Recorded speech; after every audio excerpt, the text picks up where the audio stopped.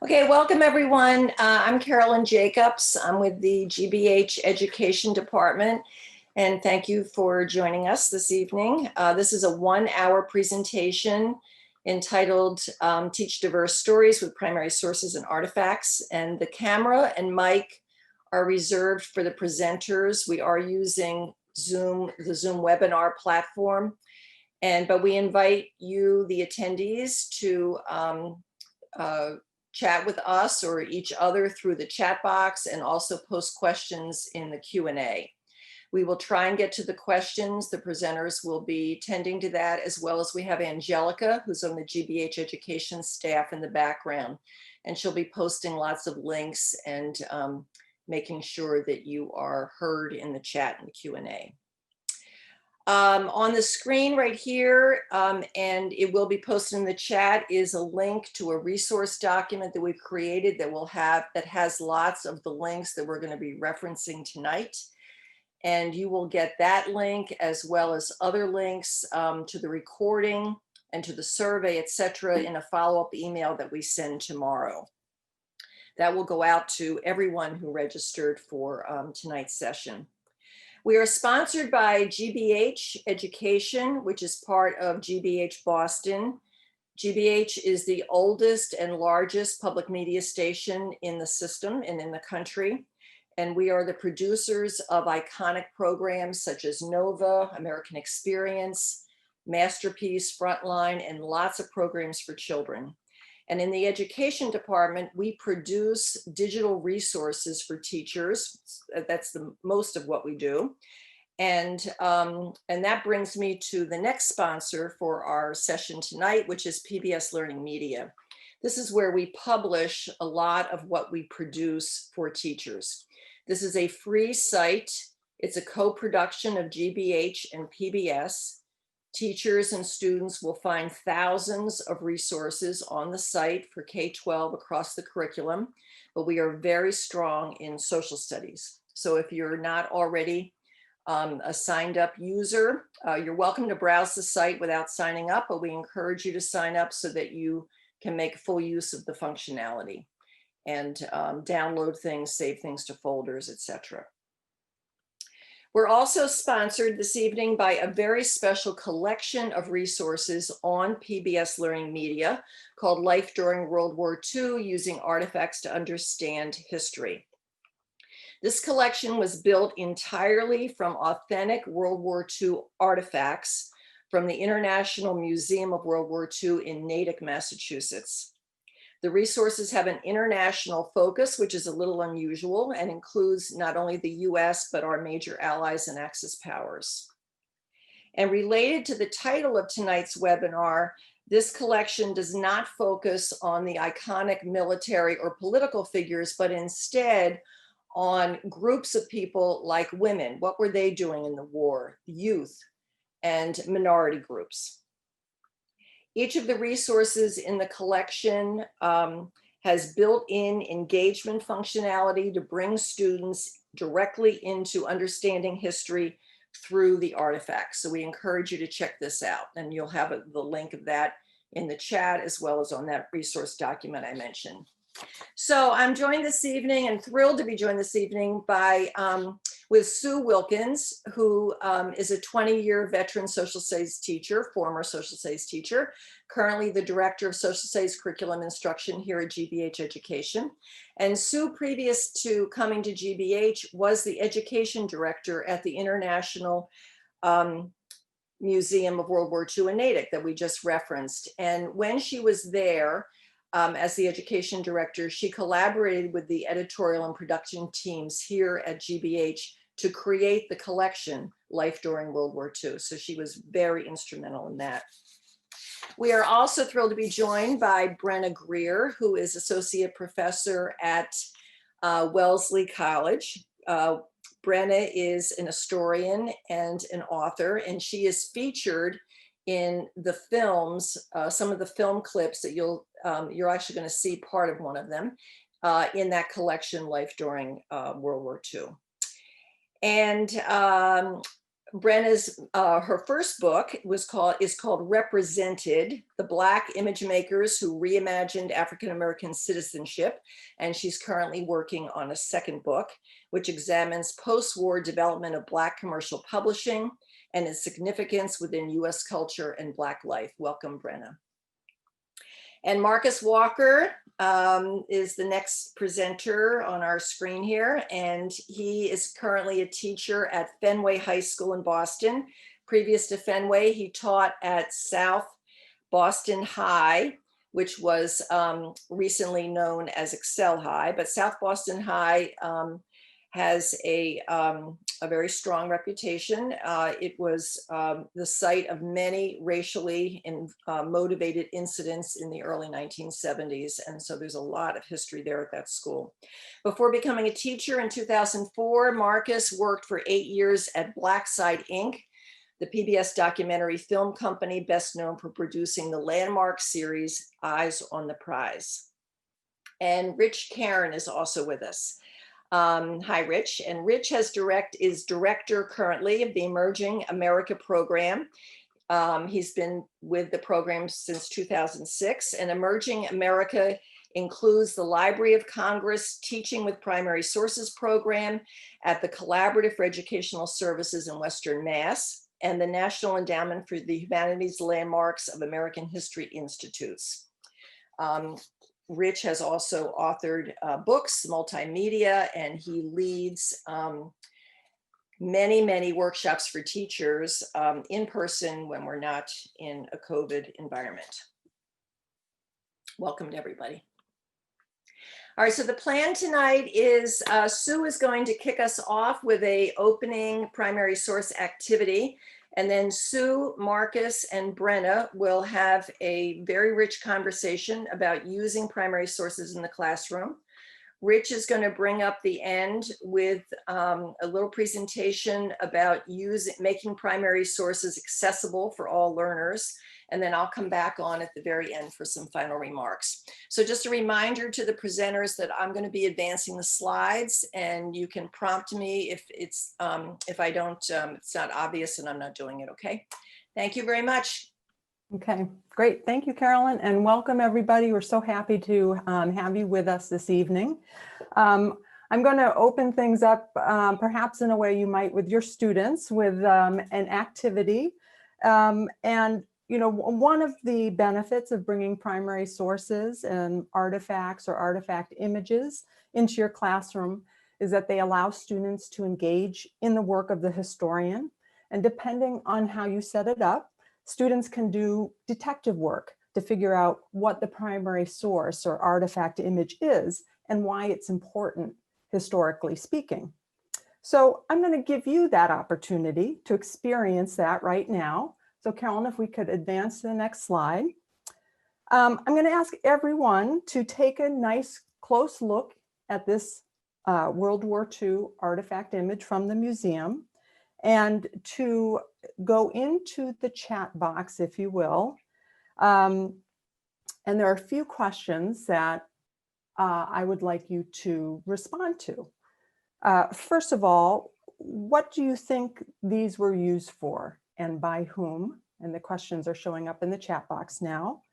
How does the information provided on the slide help you figure out what this is that we're looking at? And what other questions would you like to have answered?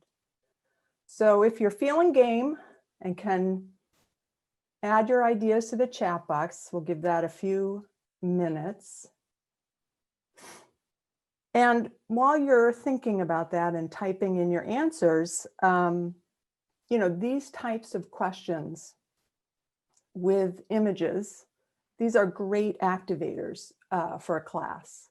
And at this point, you know, there is no right or wrong answer, right? Students, the students here, you're just observing and you're hypothesizing.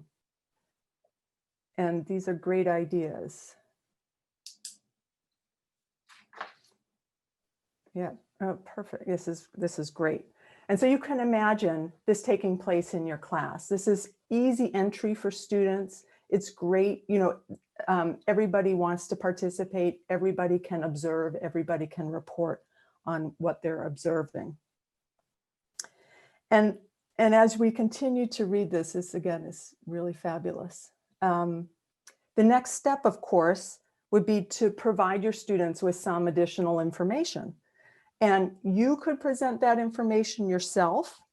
You could send them to investigate online. I have to say that when I was at the museum and opening up donations of World War II artifacts, it came with no explanation as to what it was. It was, you know, the internet was just sort of a lifeline for me. So you could send your kids, your students to go do that work and see what they can find. But I'm going to show you about a minute from a video that I think will, you can see how close you were to being accurate in your responses here. All right, so Carolyn, we could play that. On the production line, Rosie the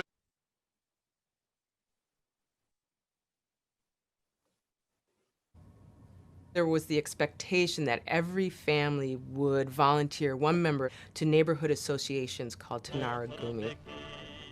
These organizations or these associations were responsible for fighting fires and other civil defense acts.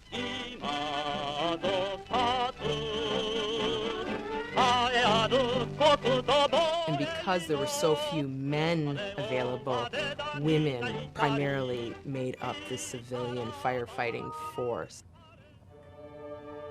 It's interesting to think of this as a non-combat role because the job of these women, the primary job, was to extinguish bombs, which they did by scooping up the bombs, putting them in a bucket and smothering them, either with water or sand. There was definitely the possibility that they would lose their lives. Many of them did, and it was considered quite an honor to die doing that work.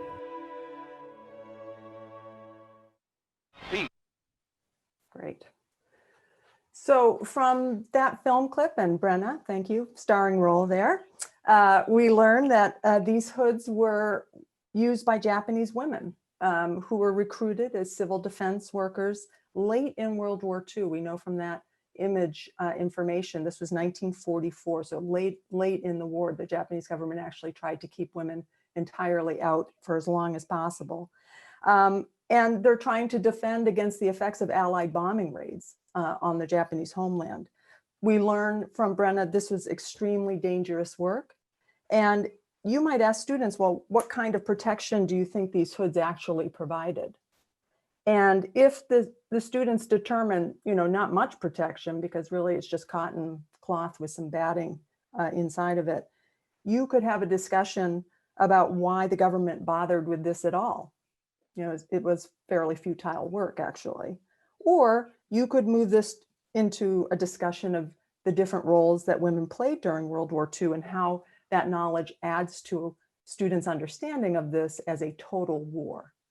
So it's a great entry into a broader discussion. And tonight you'll be seeing lots of, you'll be introduced to lots of resources that have images that you could bring into your classroom. So if we could go to the next slide. The hope of mankind had arrived. Here we go. On the production. There we go.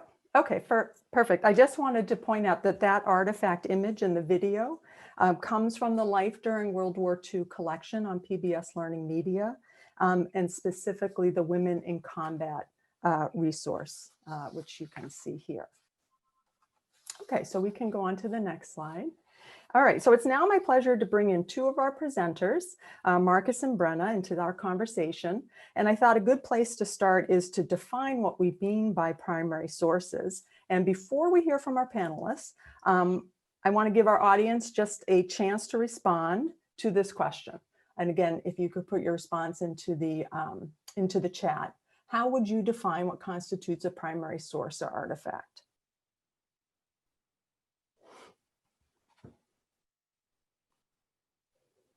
Or another way to think about this might be what types of primary sources and or artifacts do you bring into your classrooms?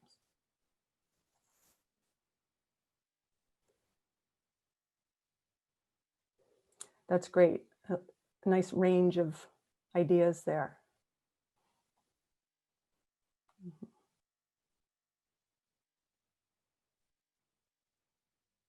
Excellent. Okay, this is great. I think one concern we always have is that, when we think about primary sources, it's primarily documents and written word. So it's really great to see this range of primary sources that you are working with. Fantastic. All right, so Brenna, you are teaching at the college level, and I'm curious if you could just talk a little bit about sort of the expectations your students bring with them about primary sources and how you define what constitutes a primary source or artifact. Sure, and I should say that my internet is very iffy this evening, so hopefully it will hold out for me. I really appreciate what I'm seeing in the chat because my husband is a high school history teacher, and I'm constantly harping on him to give his students a sense of primary sources beyond a written text, an old newspaper, diary, or speeches. And this indicates that there are people out there who have the same idea of a primary source. I tell my students to think of primary sources as anything that emerged at or was produced at the time, at the moment under study. And so I've seen some of the examples in the chat that can be, a hat, building, a song, film, tools. I see pottery, anything that allows you to try and collapse the barriers and get to that moment. And I think I have a couple of slides following here that I use as an example. I often use maps, and this is a map more of an event. If you're a 19th century or 20th century US historian, you're not going to get away from the World's Columbian Exposition. You will touch on it at some point. And this is a souvenir map from the time, and I use it to talk about, to have students look at the spatial relationship of the different exhibits and use that to try and think of what those exhibits, their importance. There was the Midway Palance that was, kind of a sideshow aspect to the exposition. The women's building was one of the fancier buildings, and if you can get some information from the spatial relationships, but also the construction materials, the location, the size. Another example that I use is on the next slide. I bring these two bottles into class. I teach a course in consumerism, and I teach about consumerism across different socioeconomic groups. And this is a Coca-Cola bottle from 1950-ish and a Pepsi bottle from 1950-ish. And I ask the students to look at them and note differences. I tell them what period they're from. And then I tell them, that these two bottles represent actually two different consumerism experiences, because both were 5 cents, both were a nickel at the time. And that actually a lot of African Americans tended to drink Pepsi, both because it was, there was more product for the nickel, but also because Pepsi was starting to make advances towards African Americans in their advertising. So those two things combined for a different consumer expectation or experience. So those are some of the ways that I really try and push students to think beyond the type of sources that generally people in a dominant class produced, those written texts. And the more sources you have, the more types of experiences you can get to from people who maybe didn't have the time, the energy, the resources, or the status to create those things that get into archives or get into the public record. I'll stop there. Great, thank you so much. All right, so Marcus, I'm going to bring you on in here, and sometimes using primary sources in the classroom is a challenge, and working with them can be time consuming. So can you speak a little bit about why you use them, and what's unique about them? Yeah, absolutely. And first of all, I'm really glad to be here, and I'm also looking at the chat, and it's really active. I appreciate that. People have some great ideas. Primary sources. I mean, they are the stuff, the real stuff of history. I think that they provide direct connections to history, and at the same time they can bring shape and meaning to the present times that we live in. Studying primary sources, for me and for my students, they help us to understand, human nature and ourselves, who we are. I think what excites me the most about teaching with primary sources is that they empower each of us to become historians. I think if we stay in textbooks as teachers, and you know, there's great textbooks out there, but textbooks as secondary sources, and their interpretations of history by other people. I try to show my students that, hey, we can actually look at this primary source, and we can look at these images, and we can read these texts, and we can figure out for our own selves, for ourselves, you know, what they mean. I think students can have the ability to legitimately and credibly, you know, add to the canon of history, you know, through studying primary sources. If we go on to the next slide, just to kind of show, give an example, I teach a little known race massacre that happened in Elaine, Arkansas in 1919. It was one of the largest race massacres in America, and but I don't lead with that. In our study through sharecropping, I kind of present it first as a little bit of a history mystery, and I think that Carolyn had mentioned something about that before. So, you know, one of the first things I present is this newspaper headline from the Arkansas Gazette in 1919 that talks about, you know, vicious blacks planning a great uprising. Of course, this has my students, you know, already asking questions. We can go on to the next slide. And when I do this, it's kind of a slow, it's a slow reveal, you know, in the interest of time, I'm kind of, you know, there's some captions here, but first I present the images, and there's some protocols that I go through as far as analyzing images. And then, you know, I reveal and kind of bring context as to what's going on in the picture. And we can go on to the next slide.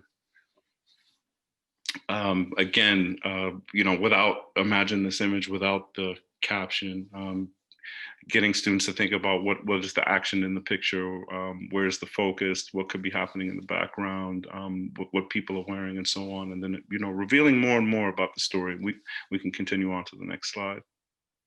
And then one of the final pieces is this really jarring kind of poster and newspaper ad that came out at the time, and all this does is just have my students just really ask questions like, well, you know, what is this? What is going on? Why is the governor involved? Why is the U.S. Army there? You know, why are there posses? So, you know, from that, it's a really great activator for critical thinking, and students then just want to just jump off and learn more. This is something I don't think I could pull off with a textbook for sure. Great. Thanks, Marcus. These are just some of the other reasons why we believe primary sources are valuable teaching tools and sort of worth the effort to find and incorporate into your teaching. They certainly support critical thinking, develop historical empathy. Marcus just gave a great example of how they create student engagement and how students really begin to do the work of the historian. Depending on what you use, you can make connections to the present day, engage students in active learning where they're really sort of taking the lead, emphasize the value of all 5 senses to reconstructing the past. I was just thinking about all of the suggestions you all had for primary sources. I mean, it just runs the whole gamut. Not just, again, looking at the written word, and then you can mark change over time. So again, I think really worth the time and effort to bring into the classroom, into the history classroom. Great, so we can go on. Okay, so the next question, I think, Brenda, you're gonna tackle this one, is on that list, of course, was, you know, primary sources do give students the opportunity to really think like historians do. And so what does that mean to you? How does that play out in your classroom? Sure. I mean, and it works on 2 levels for me, because as a professional historian, I want students to understand that that is a discipline and a career, because I didn't understand that until after college, and it delayed my becoming a historian. I also want them to understand there are methods, but at a high school level, I just want them to understand that there's a practice and remove themselves from their, from looking at the past with their own judgments, experiences or assumptions, which of course we can't do entirely, but I tell them that the job of a historian is to recreate or interpret the past using clues available to them. And then the trick is recognizing those clues. And again, if you have a more expansive idea of what sources are, what primary sources might be, you'll find more clues that are available to you. So if we go back to the Japanese firefighting hood here, your comments in the chat show exactly what I would ask students to do, depending on what type of story we were trying to recover or what we wanted more information on. We could approach them materiality, like what kind of material, oh, they look kind of small. So is that for children? Is that for women? What is the fact that the one on the left, the black one, seems to cover the nose? What might you ascertain from that? They look like they're made to go on very quickly. There's no buttons, there's no snaps, you just tie them on. Those type of questions. And then, and what would it feel like to wear them? So that I don't necessarily like to talk about putting yourselves in someone else's shoes, because again, oftentimes then students will take their judgments back with them. I'm teaching a World War II class right now where students watched a film about women in the workplace that was meant for men supervising those women. And so my students are reacting just like, this is satire, this is ridiculous. And that the men are, the women are pawns of this bigger system, and trying to have them think that at this point in time, these would have been values that many women would have also embraced in that sense. So it's more about just trying to collapse barriers in terms of relating to another group of people in the past is how I think about being a historian, and that it's trying to create curiosity and also care for those people, and not in a way that generates bias necessarily or investment, but that allows the complexity for people in the past that you would grant yourself or anyone in the present. I'll stop there. Great, thank you. All right. So of course, ideally you'd bring in primary sources and artifacts every day, but maybe that's not possible. You don't have access to them or the time. So are there certain topics or themes in history where it's especially important to bring in primary sources and artifacts? And Marcus, I'm going to turn that over to you. Yeah, I think honestly, the most controversial aspects of history are most ripe for the study of primary sources and artifacts. I think primary sources, they can jar our assumptions, and they can move us closer to the truth. If we can go on to the next slide, and I can give you an example of that. It was mentioned before, I taught at South Boston High School for about 14 years.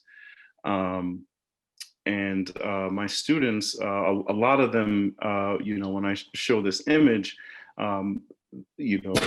again, studying the image without any type of caption, the first thing they think, well, where is this? This has got to be in the South, someplace in the Deep South during the height of the Civil Rights Movement. And then when I reveal that this is in 1974 in South Boston, just a few hundred yards away from where we were sitting, a lot of students were surprised. What this ends up allowing, we can go on to the next slide as well. I see the screen might be, yeah. Again, another image that we'll study, without the caption. This image already just kind of brings a lot of questions, like, who is really protecting who here? Like, why? And, the people on the side, and so on and so forth. But as we, kind of get deeper into the story of South Boston busing and the violence, my students, they can hardly believe that their school and that the district was once majority white. We can go on to the next slide as well. And it's and this image, of course, Ted's Lensmark being assaulted, the attorney, during a rally at Boston City Hall. Of course, this also invites a lot of questions, but my students, again, are really surprised by this. And I think the issue is if we don't, without wrestling with the complexity of busing, what happens is my students, they take the reality of Boston public schools, being very hyper segregated, as being natural, as being normal, when it's anything but. Um, and so, I think, armed with this knowledge, with this new understanding and new context, then hopefully, all of us, have a better opportunity to make some more better positive change. Great. We can go to the next slide. Yeah, I we think can go to the next slide. next question. And I think, Marcus, you're going to speak to this as well, but there could be some risks, I guess, involved in using primary sources and artifacts, particularly in some more controversial moments in history. So maybe you could speak to that and how you approach that, how you handle that in your class. Yeah, definitely. So the next image I show, we actually really wrestled with even presenting this image here. This image is related to the Elaine massacre, and an image that the students eventually get to. I think that there's a number there's a couple of risks in particular that I think about. One is just the potential for inducing trauma just because of the sheer violence of certain images. There are many disturbing images in history, and that kind of leads to the second risk, which I think is equally problematic, is the desensitization caused by basically, the parade of dead Black bodies that we've produced as a society for hundreds of years. I believe that our students are going to discover these images on their own anyway, and some of them are consuming worse images on their own on the internet.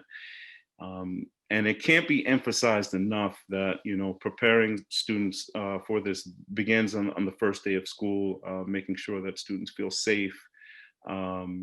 But ultimately, the goal is to provide the rich and necessary historical context around these disturbing images, to serve as an antidote to the more decontextualized images sometimes that we're bombarded with without much thought and context, that I think only serves to rob people of their humanity.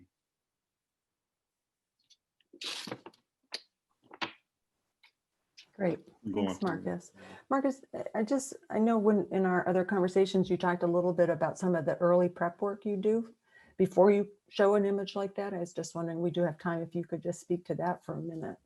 Yeah, absolutely. I mean, I think it's really about, as I speak about humanity, it's just establishing that, on the first day in the classroom, like it's and I think for all of us that are teachers here on this phone call, this is nothing new. It's all about those relationships that you're starting to build on day one. And really being honest and open with kids, especially on the secondary level. I always feel that kids know so much more than we think they do. So it's really, speaking to that, understanding where they're coming from and what their interests are, and for me, it's always about just building that context about, well, where we are as a school, where we are as a neighborhood, where we are as a city, and then on out to the broader society, for sure. So concretely, lots of community building, lots of providing students with voice and expression, and instead of just teaching your subject, you're teaching your students. That's what I believe.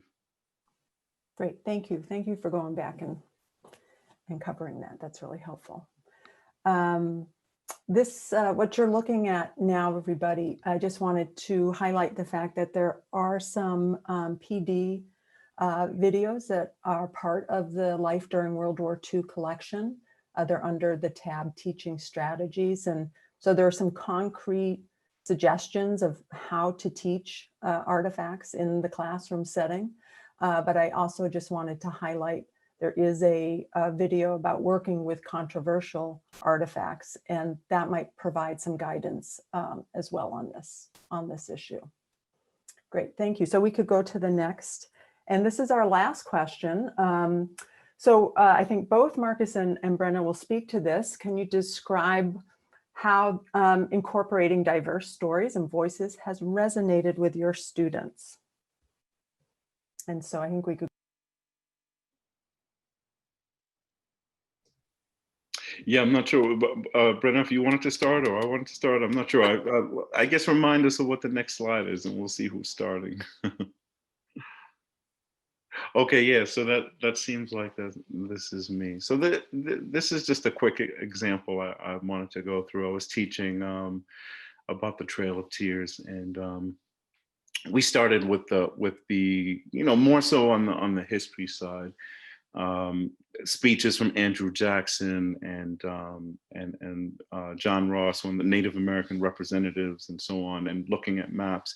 And it wasn't until we got to this piece here, Samuel's Memories, that students, of the documents that we went through, that the students were finally kind of just perked up and were like, "Whoa, okay, I kind of get and understand,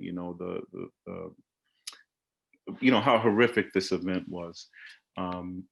I highlighted just some key points here, and I can even just be quiet for a few seconds if people want to read through.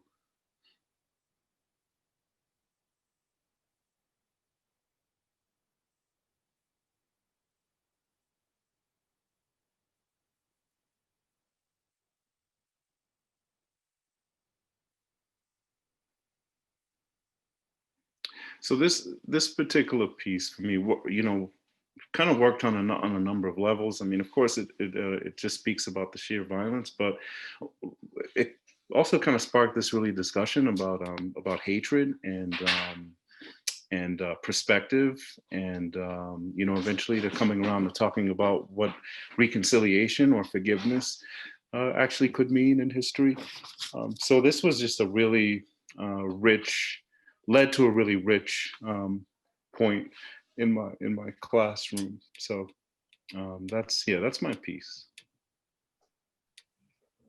And in terms of bringing in diverse voices through primary sources, of course, it's the benefit of actually bringing in those diverse experiences.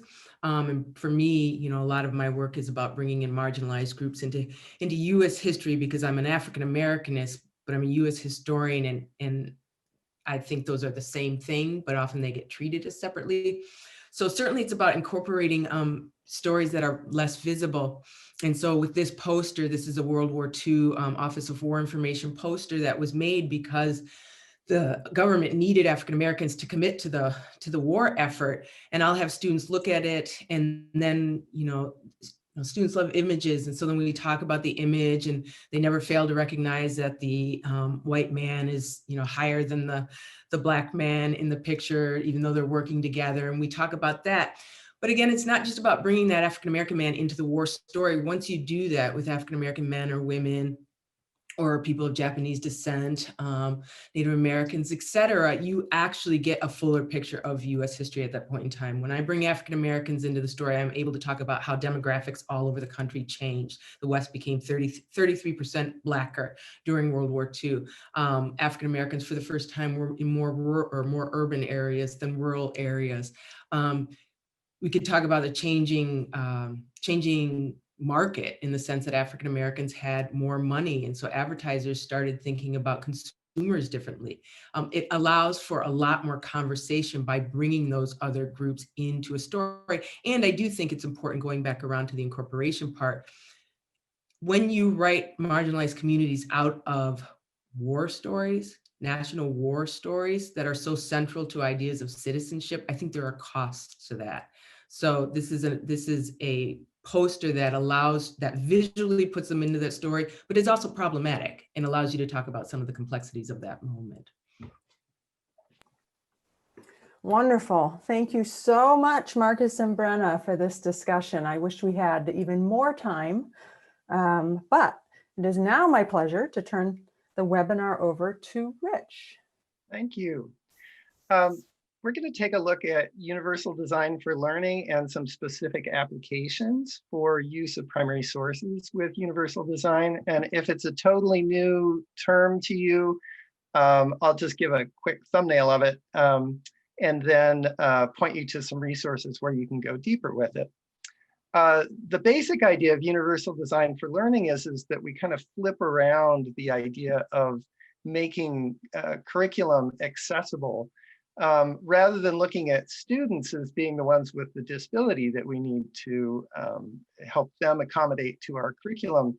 We look at the curriculum and say, how can we make it not be disabled and meet the needs of all students? So next slide. This is from CAST, the organization that does the most to promote the idea of universal design for learning. And it's based on brain research and how we actually learn and think. And it divides thinking, learning into three kind of categories. Engagement, which is really the most important, because when students are engaged, they get to work and figure out all the rest. But we also need to think about representation and how we communicate to students. So of course, primary sources, as you've been hearing, are a really great way to expand what students are exposed to and to give them chances to interact and think about those materials. And then action and expression are the ways that students work with those ideas, with that content, and in this case, work with primary sources and put them to work in analysis and in whether they're doing writing or whether they're speaking, creating photo essays, all sorts of ways that they might communicate back to their peers and to you as the teacher what they're learning and to build their learning. So this grid comes from a book called Social Studies and Exceptional Learners from the National Council for the Social Studies. But we use it as a core piece of all of the lesson plans that we have teachers develop in our courses on making history and social science accessible to all learners. And so what this checklist does, it's kind of the driving engine of an accessible lesson plan for us. Each of the columns is, you'll recognize, one of those three areas of universal design. So it's a checklist to get you started to think, well, what am I doing in each lesson to make sure that I'm engaging students, that I'm presenting a variety of accessible materials, and then I'm giving them a variety of choices important, and a variety of tools to express themselves. The National Council and we as well include a column on cultural considerations and thinking about ways you can make things both real and relevant to your students, and also to think about things that might be of concern to them. We've already talked about images and text that would be upsetting to some students, so you always need to think about, when you're working with primary sources, how am I going to make it accessible? Next slide. So starting, one of the things that primary sources allow us to do is to make history directly relevant to our students and their interests and needs. Many of you will recognize the idea of quarantine. This is from a 1950 article about polio, near the end of polio epidemics in the country. And so digging into an article like this can help students to make sense historically of, well, what is a pandemic and how does it impact us? It gives you a way to also go backwards and take an experience they have today and compare that to see what the differences are and the similarities in history. Next slide. So I'm going to show you quickly a number of strategies that we use to make primary sources fit each of these columns, each to address engagement, representation, and expression. So for example, one of the things that we do is to take a text set. In this case, it's 4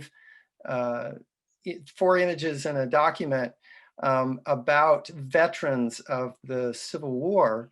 And the task that students have is to put these in order. And, punchline, there's no right or wrong answer, and it may not be strictly chronological.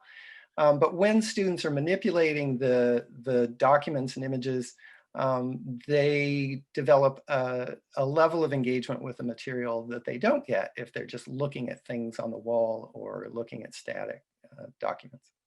Next item. So this is a visual engaging form of representation to take an image. This one is of Ellis Island, and it's health inspectors looking at people in line at Ellis Island. And so what we do is to show this image in sequence. If you could show the next slide, it shows that what we do is we quarter it, and they write about each quarter in turn. This does a couple of things. It teaches them to hone their close reading, close observation skills. You want to do this with documents too. You want to look at it sometimes one paragraph or even one sentence at a time. The other thing that you do is if you have them write about each quarter, they may be writing 4 times as much for the students who you have a hard time getting to write. Presenting them a primary source in a new format, a new way like this gets them to engage with it and to, like I say, just to write and be active with it. Next slide. Corroborating a primary source gives students a chance to learn more and go deeper. So we use that, slide of the photograph.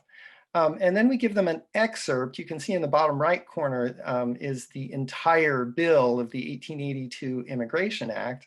And you want to show students the entire thing, but we're going to focus on one key sentence in that document. And it says that during an examination on Ellis Island, if there's any passengers that turn out to be convicts, lunatics, idiot, or other person unable to take care of themselves, we're going to keep them out.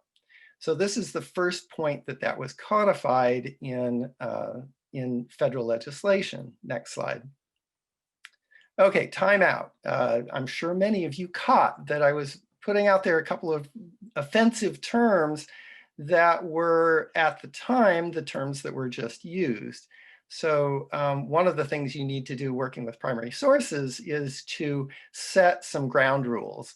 You're going to encounter this kind of offensive terminology when you look at 19th century newspapers and documents. So it's important to set those ground rules and to help students understand when they can use the terms, say quoting in a paper. But when it's not okay is to, just because they read it in a document doesn't mean they can joke about it or talk about it. Next slide. Many of you already have students mark up documents, but one of the things I encourage you to do is to slow that down and allow students to use that as an opportunity to express themselves and what they're learning. So get them to write notes all over it and so forth.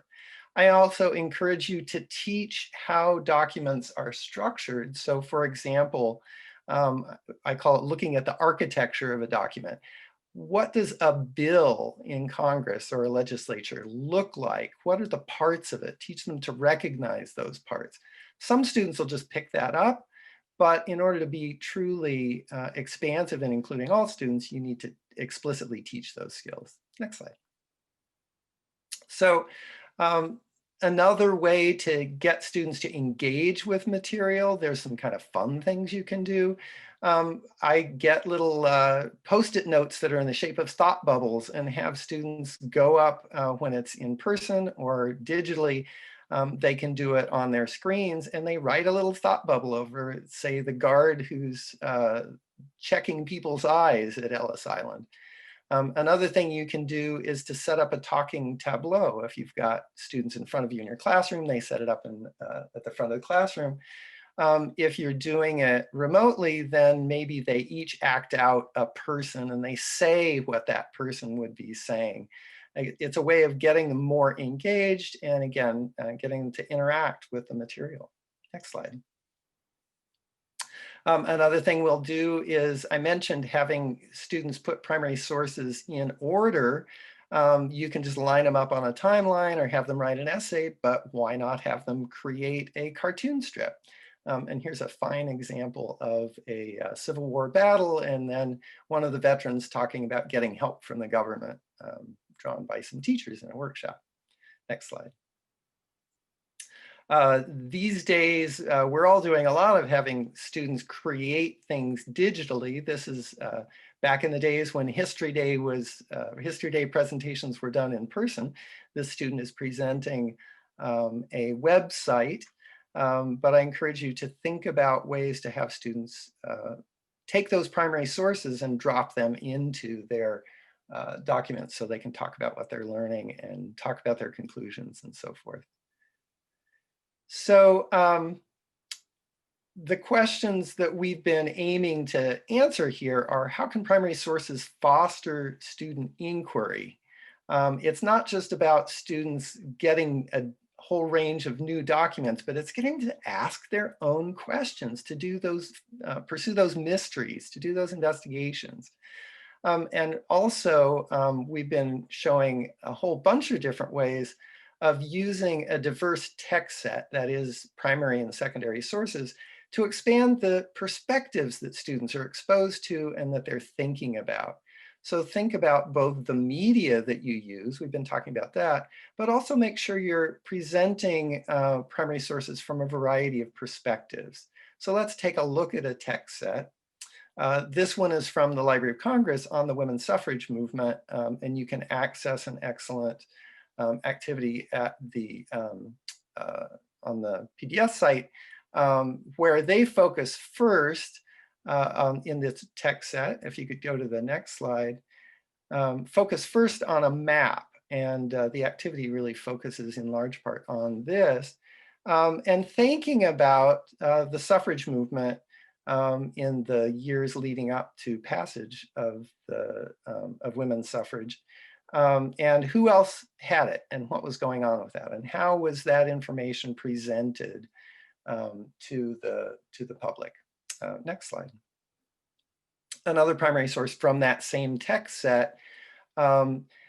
It's always a great question to ask with something as obvious to the students as what's the right position on whether women should have the vote. Of course, they all think women should have the vote because that's what they're used to. They have a hard time putting themselves back in history and saying, well, there were people who were opposed and they weren't just doing it because they were selfish. They had reasons. So here's the perspective of an anti-suffragist political cartoon.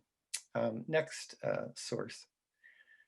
So these are some of the core women activists in the United States working on suffrage, and they're putting together the flag that had a star for each state that had passed the constitutional amendment.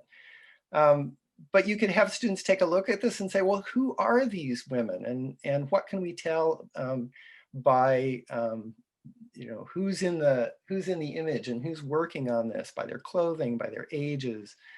It is all women as part of this particular organization. Next slide. Another question I really like to get at as one of those enduring questions throughout all of my teaching is, why do people take extreme positions and put themselves at risk for their ideals? So in this case, another primary source from that set shows one of the women who was put in prison for protesting. Next slide. One of the other things that I like to look at is the idea of intersectionality, looking at issues of, in this case, race, ability, gender, and politics. And again, here's an offensive set of images. This is a suffrage poster that said, how come we can't, how come we're in the corner with all of these people and idiots, convicts, insane, and Indians, and we can't vote just like them. We're better than them, and yet we can't vote. So, all right, there's some complexity that we need to unpack there about the women activists and how they saw some of their fellow citizens. Next slide. So again, guiding questions from you, the teacher, but also helping students to form guiding questions that they would pursue, like, why would somebody let themselves be locked up? Why would they sacrifice their freedom or even risk their lives for their beliefs? Why would some people oppose votes for women? What form does this debate take today? What form did it take then? Who supported the votes for women? And how do committed people change society? Next slide. So this is the cover page background information from the Library of Congress for that entire source set. Next slide. And I'd point you to our website, where we have both tools to explain the universal design for learning, and then a whole bunch of inquiry strategies to help you get students to learn history and social science, getting a really diverse group of students to do that. We also offer graduate courses and called Accessing Inquiry, and that's the name of our project. And with that, I'll hand it back over. Thank you. And thank you very much, Rich, Brenna, Marcus, and Sue. All right, so we're just 5 minutes from the end here. I want to remind all of you that the resources, some of the resources that you saw are available, as well as thousands of more on this free site, pbslearningmedia.org. In particular, the Life During World War II collection, which is all built on artifacts and primary sources from the World War II Museum that we mentioned before. So in this collection, you'll find an artifact gallery, an interactive lesson on propaganda in World War II, a series of videos on the role of women. You saw a little clip about that earlier. An interactive activity exploring youth, the role of youth during the war, and a series of PD videos with teaching strategies that Sue alluded to. We record all of our webinars and we post them on the GBH Education YouTube channel. I wanted to call attention, and you'll have the links to two in particular. One we did, we've recorded, and it will not be broadcast until this weekend as part of the NCSS virtual conference that we're a part of. And it is entitled, the name of the collection that we've been talking about, but it features a teacher, Tricia Thompson, who's a high school social studies teacher in Springfield, Mass. And she is walking through the interactive lesson on propaganda and how she uses it with her students. Sue Wilkins is also a part of that and goes through in more detail the collection. So that recording is available to you, as well as a recording that we did a few months ago on one of the sections of the collection of World War II, teaching about women in World War II. I wanted to make sure that you understand there is so much more on PBS Learning Media than what we've shown you tonight. So these are just banner images of collections. So the American Experience and Frontline collections, of course, draw on the series AMEX, American Experience and Frontline. And typically a resource is a 3 to 5 minute clip. And then it is surrounded by what we call support materials, which could be the form of teaching tips or background essay, essential questions, etc. I also wanted to mention a collection called the Writing Course on US History. This is a series of 6 interactive lessons. An interactive lesson is where your student is one-to-one with a screen. They can be done in small groups, they can be done in parts, they can be, you can flip the lesson using parts of the interactive lesson, lots of media, the student is reacting to primary source documents, and this collection has 6 lessons all on US history topics, and there are 3 examples right there. There are many other, actually there are hundreds of interactive lessons on PBS Learning Media. I just call your attention to 2 others specifically about the topic tonight. Again, you'll have all the links to everything I'm showing you in the resource document that Angelica's posted in the chat. And in the follow-up email we send out tomorrow, you'll have the link to the links to the resources also. We encourage you to follow us on social media. We're very active at GBH Education. And this is the post-webinar survey that is created by our research team. You can anonymously give us feedback. If you would like a certificate to acknowledge your participation tonight, you can download that after doing the very brief survey. And please understand that we take your feedback very seriously and we do act on it, and it helps us do better. So thank you for completing the survey. You'll have, actually, when you close out of the meeting in just a minute or so, this survey should open up in a new browser window. If not, you have the link in the chat, and you'll also have it in the follow-up email tomorrow. This is my contact information. Again, I'm Carolyn Jacobs. You are welcome to email me with any questions you have about anything you saw tonight or anything about GBH Education and public media resources for teachers. I also, we draw heavily on the work that you are doing and involving teachers to give us feedback and to act as presenters on webinars, just like you saw this evening. Marcus Walker being a Massachusetts, Boston public teacher. So if that is of interest to you to expand your relationship with us beyond attending our webinars, please give me a shout out by email and I'll be in touch. So again, I want to thank Sue Wilkins, Director of Social Studies Curriculum Instruction at GBH Education, Brenna Greer, Associate Professor at Wellesley College, Marcus Walker, teacher at Fenway High in Boston, and Rich Cairn with the Emerging America Library of Congress project. Thank you, one and all. We kept to our time, and very impressive. No technical glitches. Thank you very much, one and all. Have a lovely holiday season, and stay well and stay masked. Thank you. Good night, everybody. I'll keep the chat open for another few minutes. Thank you.